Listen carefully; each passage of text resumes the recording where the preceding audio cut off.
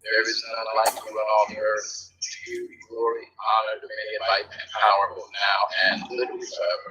There is none like you in all the earth. We thank you for the place that you've given us called earth to dwell in. To you be glory, to you be honor, to you be dominion, to you be might, and to you be power. In this space and place forevermore. We repent for any and all sins, every thought and idea not like you. We bow ourselves in reverence of who you are and why you are in this space. Now, we ask you, let the words of our mouths and the meditations of our hearts be acceptable in thy sight, Yahweh. You are our strength, and you are our Redeemer. In the precious name of Yeshua HaMashiach, we all pray, and we all say, Amen. All right, so glad to have you here on the Bible Book Club. Listen, Bible Book Club, all of you in our VIP section down low, following our speakers. Those of you who are mods already come up. Our moderator is going to send you all invitations to come up, grab a microphone, and be on platform. We don't want your followers here. We just want you. We want to have a conversation because this is a Bible book club, not a Bible teaching. Though it will turn into a teaching because we are all going to learn together his words. All right? We don't argue. We don't antagonize. We don't fuss. We don't go back and forth. We don't contend. We simply reason together in the writ, making full proof of the intention of Yahweh's instructions. All right? So, moderators, they're going to send invitations down. You guys grab your microphone. Hey, Shalana, you came up, I see, huh? All right. Okay, I see you.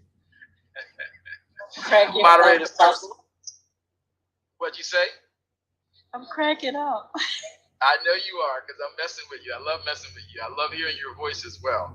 Okay, everybody, listen. We're going to get started. Moderators, tell us why we're here, and then we're going to have our moderators send us quickly into our announcements.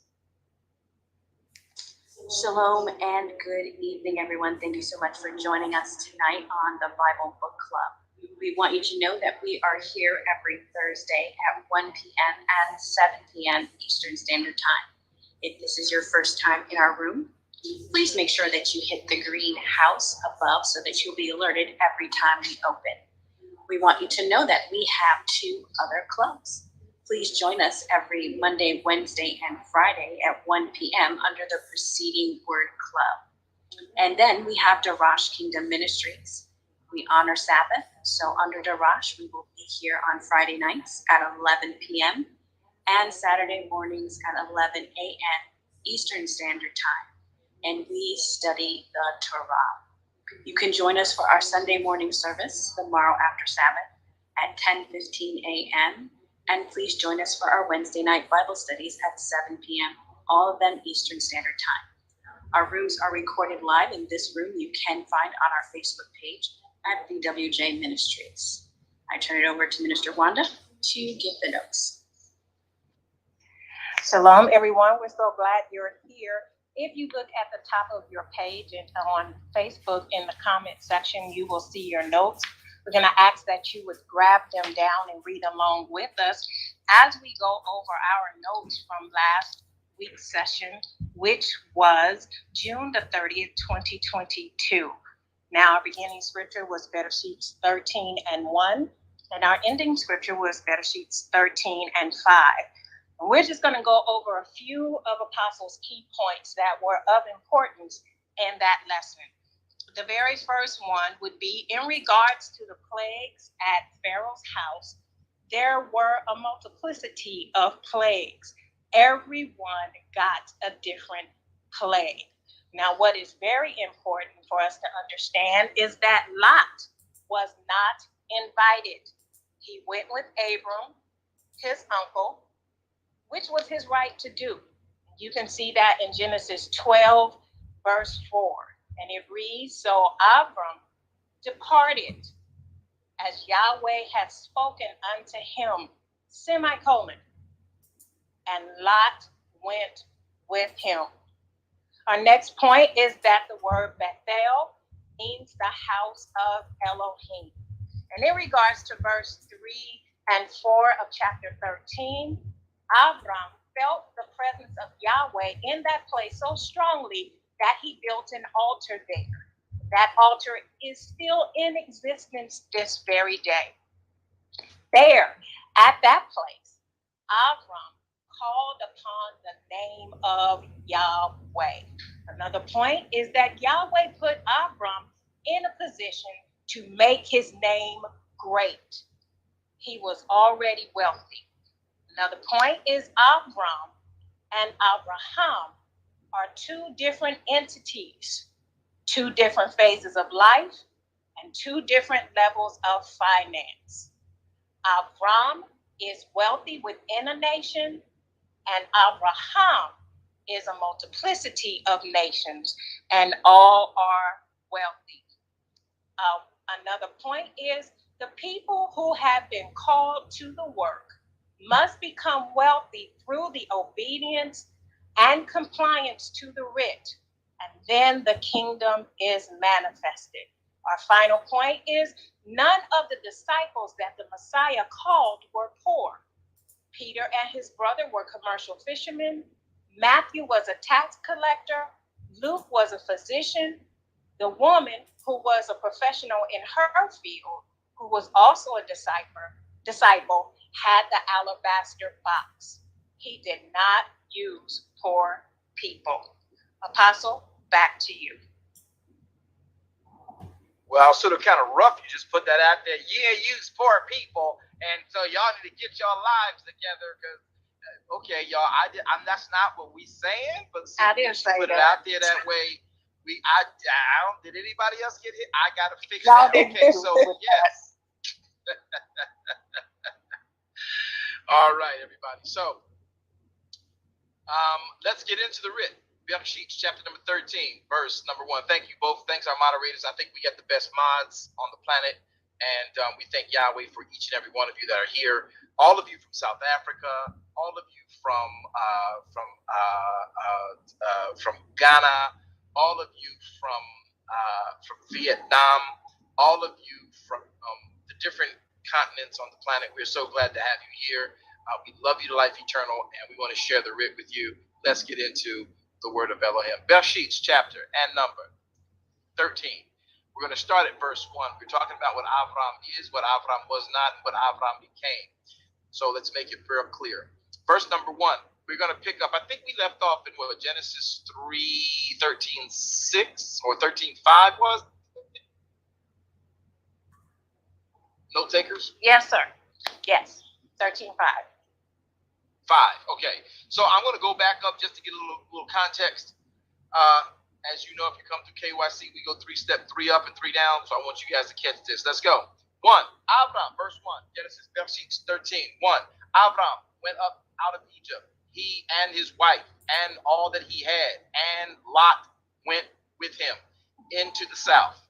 Avram was very rich in cattle, silver, and in gold. He went on his journeys from the south, even unto Bethel, unto the place where his tent had been at the very beginning between Bethel and Hai. Verse 4 says, unto the place of the altar which he had made there at the very first, and there Avram called on the name of Yahweh. Verse 5, and Lot also, which went with Avram, he had flocks, he had herds, he had tents, meaning many people. Verse 6, and the land was not able to bear them, that they might dwell together, for their substance was great, so that they could not dwell together. And then there came strife between the herdmen of Avram's cattle and the herdmen of Lot's cattle. And you also had the Canaanites and the Perizzites dwelling in that land. Verse 8, Avram then said unto Lot, let there be no strife between us, I pray thee, between me and you, and between my herdmen and between your herdmen, for we are brethren. All right. Now, I want to back up a little bit here, because there has been doctrine out there for a very long time that says that Avram, and remember, we're in a Bible book club, so y'all, I'm not teaching. I might read, but we're not teaching all day, and I need you, because we're talking about the writ. So I need you all to participate. So keep your hands near your mute buttons, so that we can all come on and make comments as they are, left up to be made. So now here's the thing. There was a doctrine out there that indicates that Abraham, one, was disobedient to Elohim because Abraham took Lot with him. And Minister Wanda, since you got it already stated it, could you pull up that passage in 12, Genesis 12, Bereshit 12, verses 3 and 4? Matter of fact, you can read 1 through 4 for us, if you're capable. Are you able to read, or do I need to get a reader? No, sir, I can get in it right. Awesome, excellent. So here's the catch. So with that having been said, people have said that Lot or Abraham was disobedient to Yahweh because he took Lot with him. I want to put a disclaimer and a nullifier of this myth. And platform today in our room who has heard this myth that Abraham was disobedient to God and God was mad at Abraham because he took Lot with him. Has anybody heard that? If you have, come off mic, say your name. I'll give you 30 seconds to make a statement, or yeah, you can get off, or you can say, and here's what your name. You can spot talk. Anyone?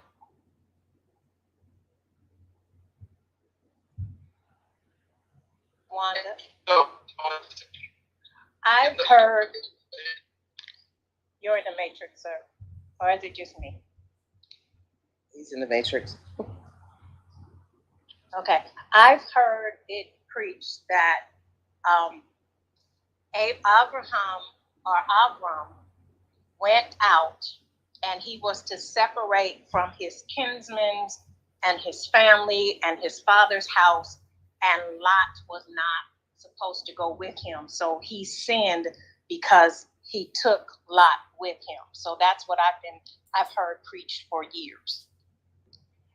Anybody else? Can anybody else? Anybody else say your name? Anybody else say your name, and then you got 30 seconds if you'd like to use it.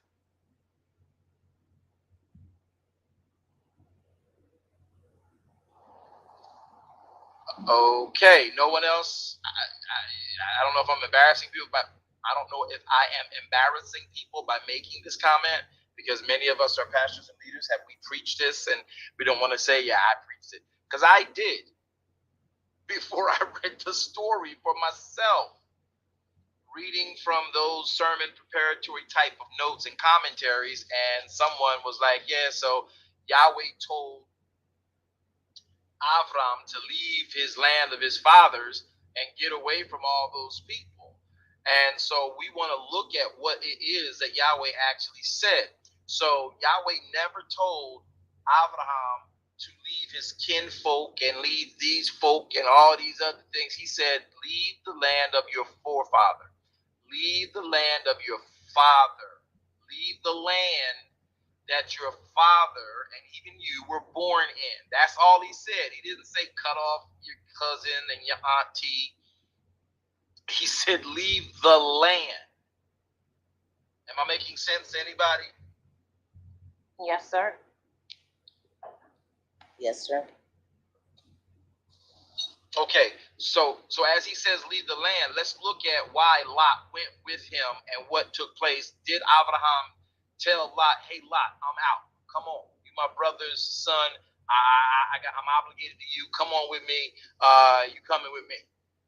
Did Abraham take Lot? Let's read the writ for what the writ says. Minister Wanda, can you take us to Bereshit, Genesis chapter number 12, verses 1 through 4. Everybody else, you can go over there, but no, we're coming back to Bereshit 13, and we're going to pick up at verse 8. All right, Bereshit 12, verses 1 through 4. Could you read for us, please? Yes, sir. Now Yahweh had said unto Abram, get thee out of thy country, and from thy kindred, and from thy father's house, unto a land that I will show thee, and I will make of thee a great nation, and I will baruch thee, and make thy name great, and thou shalt be a blessing. And I will baruch them that baruch thee, and curse him that curseth thee, and in thee shall all families of the earth be blessed. So Abram departed as Yahweh had spoken unto him, and Lot went with him. And Abram was 75 years old when he departed out of Haran. All right, excellent. So what we read there in verse 4, if you can do it one more time for me, would you read verse 4 for me in Bereshit 12:4? Would you read it one more time for me, please? So Abram departed Abram departed as Yahweh had spoken. because Yahweh told him, get out of that land, right? Leave your dad's house. Don't take nothing. Just get out of Dodge. Yahweh told him to leave. Abraham departed as Yahweh told him. Read on. And Lot went with him. And Lot was like, hey, where you going? So I got to get out. Yahweh gave us instructions to get out. We bouncing. Where y'all headed? Wherever he'd show us. All right, can I hang? It's on you. I mean, I love you. You know, it's cool. I'm just going where he leads, man. I don't know where it's going to end up, but that's what we're doing. So this is the way that this real conversation is going on, whether we want to admit it or not, because Abraham does not invite Lot. Lot went with him. It doesn't say Lot was invited. It doesn't say Lot was taken. It said Lot went with him. Abraham only had responsibilities to Sarai. And of course, we find out later Hagar and whoever else was in Abraham's camp. Lot had his own camp. Lot was like, you leaving? You get out of Chaldea? I don't like this place no more neither. Can I come? Hey, I ain't got no problem with it. All right, I'm going to take another couple seconds here. Does anybody see how this is going down? Hey, come off mute, say your name. You got 30 seconds if you want to use it.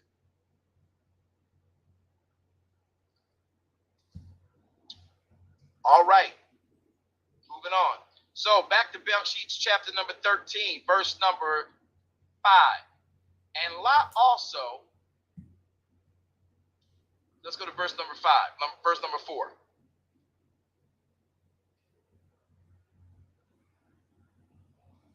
Unto the place of the altar which he had made there, the first, Abraham called the name of Yahweh. He called on Yahweh's name.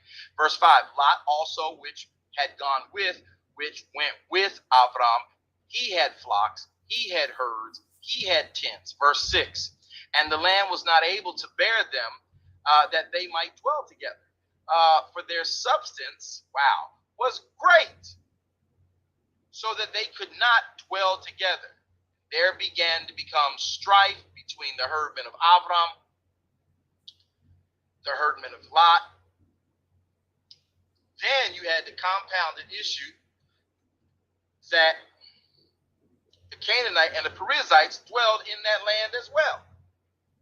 That's the problem. And Abraham said unto Lot, let there be no strife between us, man. Between me and you, between your herdmen and my herdmen, you know, let's not let this get crazy and goofy on us. All right, because we are who we are. We got what we got, and you know, we don't need to be going back and forth with each other because we family. And we family, you know. We don't need to be doing this. The herdmen of the Perizzites and the Jebusites and the Canaanites, that's fine. But you and I, apparently, you know, you coming out here with me is cool. I love you, but he then goes on to say in verse number 9, he says, is not the whole land before you, Lot? I mean, look, I know you followed me out, but clearly we can't dwell together. There's no way in the world you and I can be sustained on a parcel of land. And then the people who are indigenous to that land, you know, with what we got, we come, man, that's taking a task. So look, you look up, man, lift up your eyes. Is not the whole land before you? Why don't you go ahead and separate yourself from me. And tell you what, I'll give you first dibs. If you take the left hand, I'll go to the right. Or Lot, I mean, real talk. If you depart and go to the right side, then I'll go to the left. You got first dibs. You have the first choice. And Lot lifted up his eyes and beheld all the plain of Jordan. He looked at the plains of Jordan, that it was well watered everywhere. And this was before Yahweh destroyed Sodom and Gomorrah. Even as the garden of Yahweh, it was like the land of Egypt when you were about to come unto Zoar. So this is telling you how beautiful that land was and what it was really all about. So verse 11 says, so Lot, he looked over there and saw all that green grass, because the grass is clearly green on the other side, right, y'all? Y'all not gonna talk to me? Yes, Right, sir. right. Right. Yeah. So Lot chose the green stuff. He like, you giving me the first dibs for telling me to go first? Yeah, son, just pick a place. So he chose the land in the plains of the Jordan. And Lot grabbed his grip, grabbed his family, grabbed his tents, grabbed his flocks, and Lot journeyed east. And they separated themselves, one from the other. The result of that became Abraham dwelled in the land of the Canaans, and Lot dwelt in the cities of the plain and pitched his tent towards Sodom.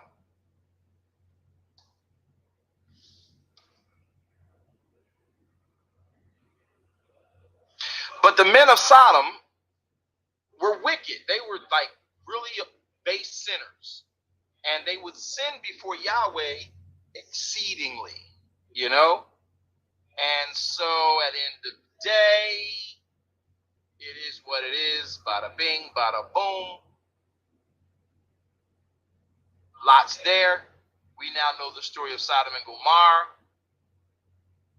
But we're not even there yet. This is before Yahweh sent fire to decimate that beautiful, lush plain Lot is looking at.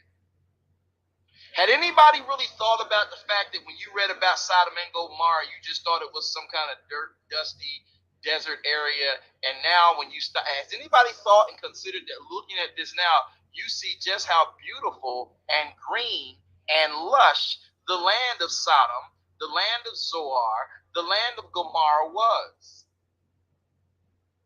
I mean, this is a brag about how beautiful this place was. Go ahead, Minister Wanda, what you got? I was actually just sitting here thinking about that as you was reading. I went back up to 10 to read it. And I just realized that there's so much that we overlooked and was not talked about. This place was as beautiful even as the Garden of Yahweh's was. So, I mean, plush, everything that you could think of. It was well watered, water everywhere. It was where water is greenery, is plush, is excellent. Yeah. land. So, yeah, never thought about that. I gotta agree with you, because when we think about Sodom and Gomorrah, in my mind right now, all I see is fire from heaven and dirt burning. I ain't gonna lie. When I think of Sodom and Gomorrah, because we always say, oh, it'll be worse for them than it was for Sodom and Gomorrah. And all we think about is decimated desert land.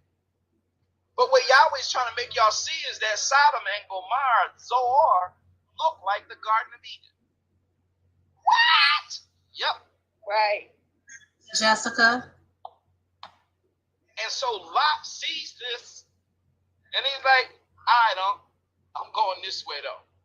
I holler. We get up. Jessica, hey, good to have you on platform. How are you? Hey, shalom. How's everyone doing? Alaikum shalom. But for by his grace, there go I. Thanks for asking. Talk to me. What's your thought? Yeah, when I think of Sodom and Gomorrah, I've always thought of like a ghetto, a place where there's nothing but debauchery and gambling and fornication. I've never thought of it this way at all. And men trying to rape angels, right? Yeah, that part. Yeah, absolutely. So to picture it in a different way is just amazing. It's just different for me. And Jessica, doesn't it hit you different because Yahweh makes this intentional? When Absolutely. he tells Moshe to write the story. He says, Moshe, make sure the people know that this was before Sodom and Gomorrah got burnt up. Yeah, absolutely. You see why reading Torah is so important, guys? Because when we really come to the place of deducting and deducing what Yahweh wants us to see and embrace about all that is him, is he shows you the writ. And then he tells you, even though he's going back in time, and says, hey, y'all, this was before your thoughts of Sodom and Gomorrah.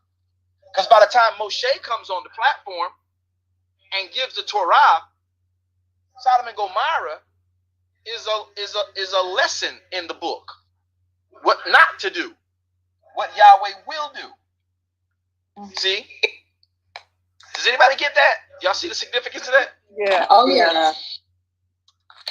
And we've always thought, men trying to rape angels, clearly I'm looking at some spots I grew up in Jersey. Y'all know they call us Dirty Jersey.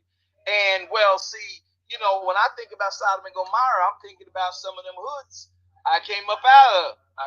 The ghetto, for the love of money, that situation, you know what I mean? That's how I see it. The type of debauchery, somebody got that good.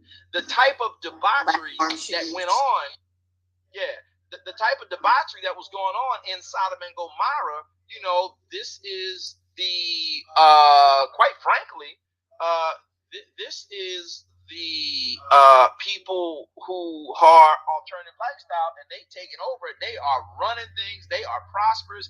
They are healthy. They are wealthy. They are plush. They're living in a land that is looking like the Garden of Eden. Oh my. Wow. Yeah. Come on, I need to know that other people are seeing this. That's good. It's not portrayed like that on TV. No, it's not. Hey, it's not portrayed like that in your Bible study. Or your Sunday school. Sodom and Gomorrah has this stigma. But this is why Yahweh says to them, this was before the punishment. All right, so let's read chapter 13 again. And he says in verse number 10, Lot lifted up his eyes, and he looked over the plains of Jordan, and it was well watered everywhere. And just so y'all know, verse 10, y'all, we're in verse 10. Are y'all reading verse 10? Tell me y'all reading verse 10 with me. Yes. We're reading with you. Yes. Okay. All right, I'm gonna read it again because some of y'all ain't gonna say y'all was lying, but some of y'all was like, okay, you want me to read? Okay, yeah, verse 10. Okay, I'm there now. Yeah, okay, so here's what we're gonna do. So we're gonna move on. Lot lifted up his eyes, and behold, all the plain of Jordan, and it was well watered everywhere. And then the comma goes on to say, this was before Yahweh destroyed Sodom and Gomorrah. It looked even as if it was the garden of Yahweh. Y'all know what that means, right? Yeah. It looked like the Garden of Eden. Yes. Right. Y'all go. Some of y'all gonna stop acting like y'all knew all this. There has some of everything up in there. Right. And thank you for not fronting. I like that person. I don't know who it was. You ain't say your name, but that's good. Here's the next part. Hey, Regina, good to see you, love. Listen, he then says, like the land of Egypt. Let me give y'all another cue. Y'all ready for this? When he talks about like the land of Egypt, as you came into Zoar, the land of Egypt, as you came into Zoar, who can tell me what you think that part of Egypt was? Anybody know? Goshen. Who said that? Say your name, please. Shalona. Hey, Shalona, you know you're supposed to say your name first. I'm sorry. That's the land of Goshen. Who can tell me, not Shalona, who can tell me what was in Goshen for the Egyptians? Shalona, help us out. Well, that's where the Israelites lived. That's where, when they came down to Egypt, Pharaoh put them when they first came, and that's where they lived until they exited. So Usef, whose name was Zaphanath Paneah, he was second in charge to Pharaoh. He was Usef, Jacob's son, right? And when he said, I want my dad to come with me, he says, cool, I got a most beautiful place. It looks like the Garden of Eden. Stick them in Goshen. Y'all just learned today. Okay. What y'all not going to do is act like that was not a wow moment for all. Wow. Wow. Okay. Wow. I had to catch my breath. Right. Give us a chance. Yeah. That was a mouth drop. Can you say it again, please? The mouth drop. Here's what I'm going to say. So Usef, who was the one that the brothers of Jacob sold into slavery, Ishmaelite traders took him, sold him to Potiphar. Potiphar's wife lied on him, sent him to jail. He went to jail, prospered there. They then tried to get him in trouble, but somebody remembered he took a dream. He went to Pharaoh, interpreted Pharaoh's dream, saved Egypt from Pharaoh, and then Pharaoh calls him Zaphanath Paneah. No man will have more authority in Egypt other than me. You are the only one. And then he says, well, Pharaoh, thanks for letting me come. Here's the deal. My mom, my pop, and them, they out there in the wilderness. They are nomadic people. And we're in a drought still. I need a plan. Can I bring my dad with me? Because I'm sure I'm just being reunited after 20 years. And Pharaoh's like, wow, what's your story? Well, my brother sold me. Then they tried to kill me. And this what happened. So here's the deal. Man, cool. You know what? I got a perfect spot for your parents. Well, you know, we like to herd. Oh, well, guess what, Usef? Guess what, Zaphanath Paneah? We can't stand being shepherds. That's like a janitor's job in Egypt. So I tell you what, Usef, Zaphanath Paneah, you guys love herding? Oh, this is a match made in heaven. We hate it. You guys love it and you excel at it. Tell you what we're gonna do. You go ahead, get your moms and pops, or because your mom's dead, get your pops, and bring his whole family, all your tribe, and take them over to the best land we got, because in that area, that's where we take all of our herds, because that's where the vegetation is, that's where the water is, that's the place that we grow our best flocks, our best cattle, our best herds, sheep, goat. Y'all go over there and y'all take the plush place that looks like Eden, because we don't like doing that work, but y'all do. Did y'all know that that's what happened? Yes, absolutely not. I did. No, I did not know. I didn't know that. And that's why this part in Genesis 13 is so important. Look how Yahweh breaks down in the passage. Verse 10 again, 13:10, 13:10. Everybody look. He says, and Lot lifted up his eyes, beheld the plains of Jordan, and it was well watered everywhere. That's the perfect place for taking cattle and herds. And then he says, he took them there before, this is before Yahweh destroyed Sodom and Gomorrah. Just so y'all know what it looks like, Moshe is telling the people, it looked like the Garden of Eden. Oh, and since y'all who are here with me know about this, it looked like the land of Egypt as you come unto Zoar. And everybody knew that the land of Egypt as you came to Zoar was called Goshen. Why was Israel stuck in Goshen? Now you know why. That was where they did the herding for the Pharaoh, they did herding for themselves, and then they were snatched out to become slaves to build treasure cities for Pharaoh that did not know Zaphanath Paneah. Long story, we'll get to that later on as we keep reading in Genesis, but let's get back to this part. So he gives you a description of the land that Lot put his eyes on. Lot took a nice choice. So verse 11, y'all, let's get to it. Then Lot chose him all the plain of the Jordan. And Lot journeyed east, and him and Abram separated themselves, one from the other. Abram then dwelled in the land of Canaan, which would have been to the other side, because whatever side Lot took, Abraham took the other. Abraham dwelled in the land of Canaan, Lot dwelled in the cities of the plains, pitched his tent towards Sodom. Notice Lot did not live in Sodom. Lot was in the plains of Sodom. He was in the metropolis of Sodom and Gomorrah.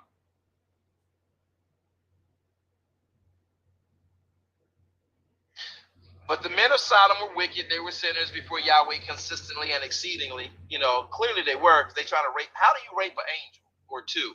Like, you can actually do that. Something, you got to be on something pretty deep.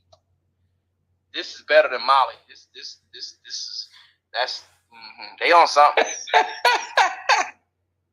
Them jokers was on something. We gonna rape this angel. Bring them. Bring them giants that just went in your house. We. All right, okay. Y'all tripping. They had the best grapes. I guess they had the best wine. They was so clearly they were in sin exceedingly, right? But that's even before that. So Lot's before that. This is before Yahweh destroys Sodom and Gomorrah. So listen, verse number 14. And Lot said unto Abram, after Lot was separated. Excuse me. Verse 13. Bereshit 13:13. But the men of Sodom were wicked. They were sinners before Yahweh exceedingly. Verse 14. And Yahweh then said unto Abram,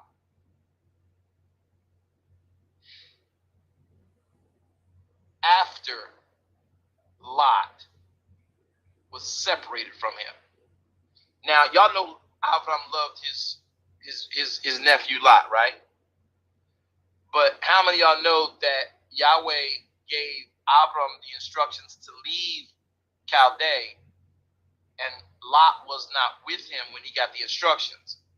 But when Abram began to leave Chaldea, Lot was like, "Unc, where you going?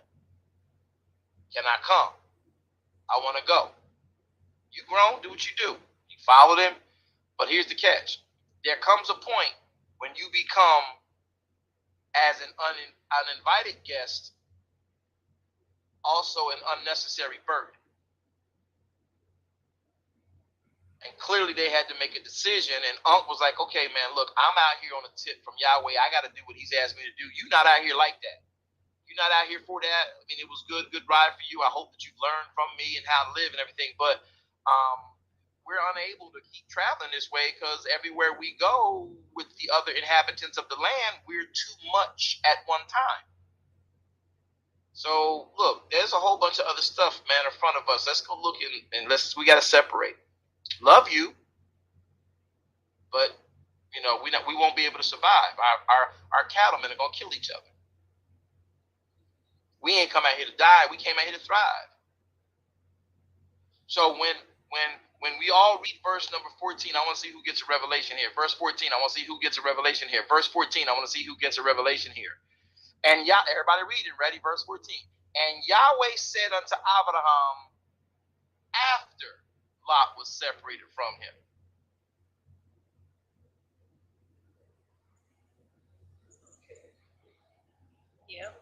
Yeah. That's good. Yeah. Not until They're gone. Not until the undue, unnecessary element has been departed.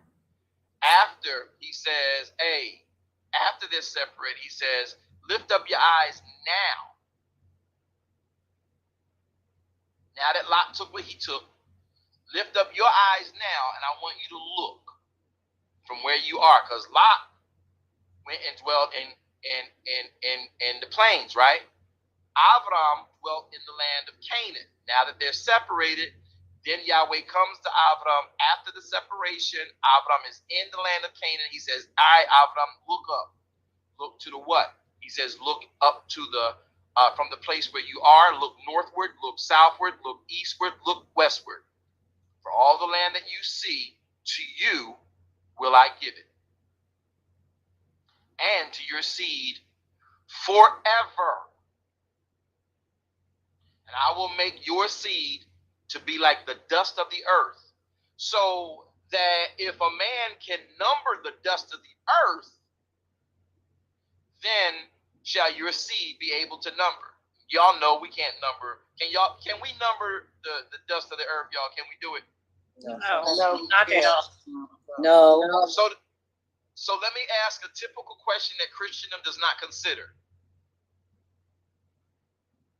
You can't number Abraham's bloodline. Israel is not all that is Abraham. Not at all. Yes, correct. Nope, and his wealth is extensive. Abraham is everywhere. Like dust. Thank you. Can you count the dust? Nope. No, yeah. So that goes back to a conversation we had some time ago that Yahweh will bless them that bless him and curse them that curse him. Y'all be careful who y'all blessing and who y'all cursing, because you don't know who is Abraham. Oops. Follow peace with all men, huh? Think you better start listening to it? Yep. Confrontation. You think you need to start dealing with it? Yep. Not let the sun go down on your wrath. You think you start needing to be dealing with it? Yep. Because you don't know who Abraham is. Can you number the dust? No. Can you number the stars in the heaven? No. Everything that is Israel is not all that is Abraham. Just something to consider since we talking about the Bible and stuff. Jessica, go. quick question. So basically, is it fair to say that all of the races are descendants of the 12 tribes of Israel? Negative. Can't do it. Because before Abraham, we still got other nations. You got the Chaldeans, you got the Canaanites, you got the Perizzites, you got the Jebusites, you got the Chaldeans, you got there's too many other nations. You got the Egyptians. Oh no. But Abraham is a huge part. Out of Abraham shall all the nations of the world be blessed. So they are filtered in, they're sprinkled in like confectionate sugar on top of a funnel cake. That was good. Oh, that's a good demonstration. Yeah. What an analogy. Okay. That was good. Where's Regina? She got that. I know she got that. Where's she at? I got it. You got it? I know you got it. Yeah, that's how Abraham is sprinkled into everything. Yes. Okay, I'm having too much fun with y'all. This is why I like the Bible. Okay. Good question, Regina. Jessica. All right, verse number 14. Yahweh said unto Abraham after Lot separated. This is why some of y'all got to realize, especially you pastors and leaders, people will start out with you because you going somewhere positive. They don't really have an itinerary. They don't really have an agenda. They're not even really connected to your purpose.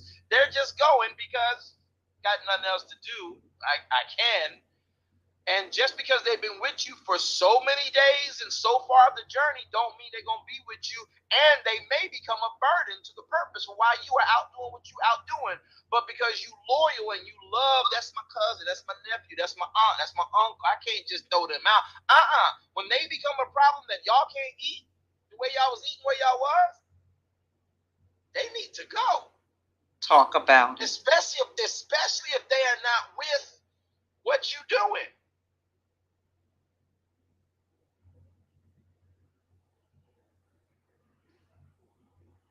But they don't mind being with you, but they not for the purpose.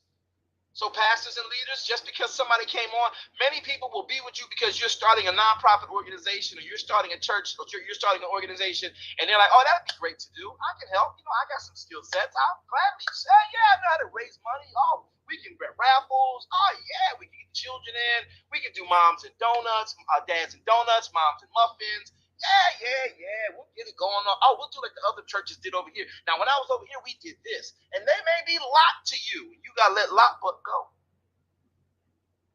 There's going to come a time you're going to have to say, Lot, bruh, I love you, but we not eating. We causing us being together is a conflict. Not that me and you fighting, but everything around us is fighting itself. See, Yahweh gave Abraham the instructions to leave Chaldea. He said, I'll show you where to go, but I'm not going to show you a lot with you. Ooh, and you worried about who left the ministry. That's good. You worried about who leaving the ministry. Oh, but they supposed to be my members, and they went to another church. Baby, if they left you to go to another church, they were never yours.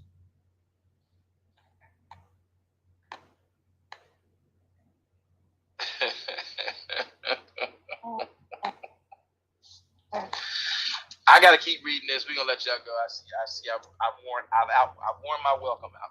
Okay, verse number 15. Leslie. Pastor Leslie, go. Go. One of my questions is that Eden and Egypt, when you look at the distance, they were so far apart. But did the Israelites every day go to Egypt to help build, or was it in between? I know. How did they get there every day? How long did it take them to get back and forth? Because it was such a distance when I read it. You're talking about the slaves of Egypt when they became slaves? Okay. They were in Goshen. Goshen is in Egypt. But it wasn't. It wasn't. Go ahead. No, go ahead. I'm listening. No. Maybe I got it wrong. No, I'm listening. I'm asking. You're saying that the distance from Goshen to Egypt? Yeah. No, Goshen is in Egypt. It's in Egypt. Right. But for them to get from one distance to another, I mean, it was a big. Never mind. I'll study it. Well, no, that's cool. I get where you're going. You got to remember, Egypt was building. Right. So as it was sending out its surveyors, though their capital was in another area, they would go down and see and then say, hey, we're building. Look, but we got a massive amount of people over there in Goshen, and they are like 1 million plus. Man, they could become our enemies. What is we doing? We need to get them enslaved. So they began to build towards that area, and they would just use them, and it was just a build as they were progressively moving towards that area. Yeah. So good question. So back to Lot. As far as Lot was and the directions he took, when I always looked at Sodom and Gomorrah, it was a town that was lit. It was active. And I always wondered if that's really what drew him, even though he was on the outside looking in. Did that draw him because of the movement and the activities and not so much the sin activity, but there was a lot that went on in there. Yeah, Sodom and Gomorrah was a region. Sodom is a city. Gomorrah is a city.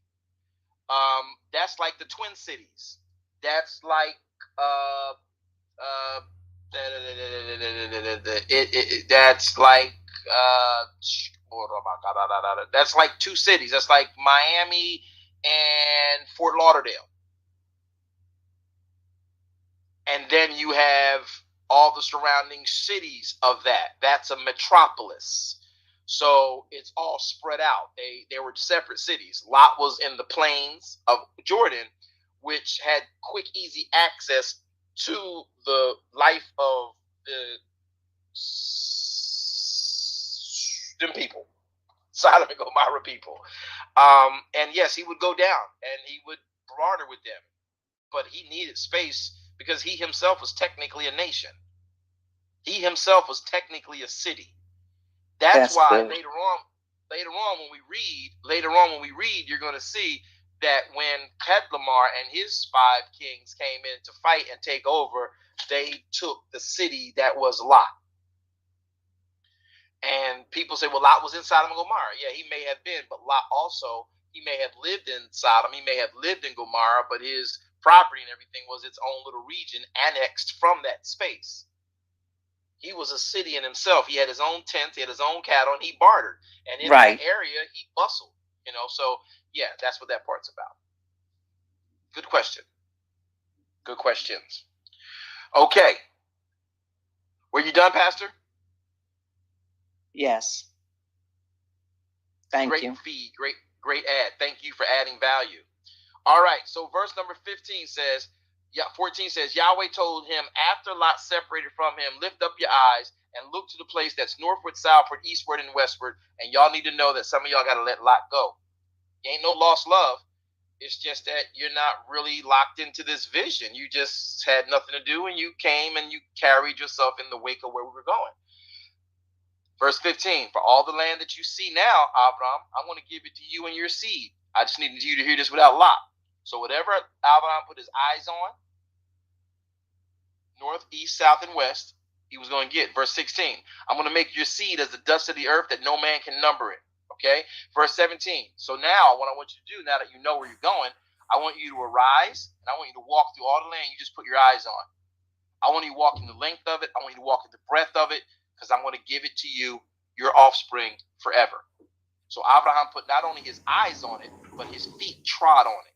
So that by the time Abraham had a son and any children, it would have been in their DNA that this land is ours by the divine. Verse 18, Abraham removed his tent. He came then and dwelt in the land in the region of Mamre, which is in Hebron. And he built an altar unto Yahweh there. All right, everybody, because we stopped there earlier, we're going to stop there tonight. And it is what it is. We're going to make sure that we do what we need to do with that. And I want y'all to keep that in your head. So did anybody learn anything tonight? Regina, yes, I did. Yes, I did, Leslie. Good, Yes, I good, did. good. Yes, I did. 1 o'clock. Jordan Grace. Hey, Jordan. Mr. Walker. Hey there. Can I say something real quick? Real quick, Jordan, what you got? I was saying I knew that Abraham was fighting with Lot for land, but I didn't think about it that Lot was his own territory whenever he was in Sodom and Gomorrah. That's something that never came to our mind. Yeah. That's a fact that many people don't pay attention to. You got to remember, Abraham was his own city. Remember, when Lot and Sodom and Gomorrah got overtaken, Abraham came with 319 warriors. That's an army. That's a city army. Y'all, some of y'all don't even have cops. 319 cops in your city. You know what? Think That about part. it. Right. Think about it. Come on, I need y'all to think. Good point, Jordan. Minister Walker, what you got?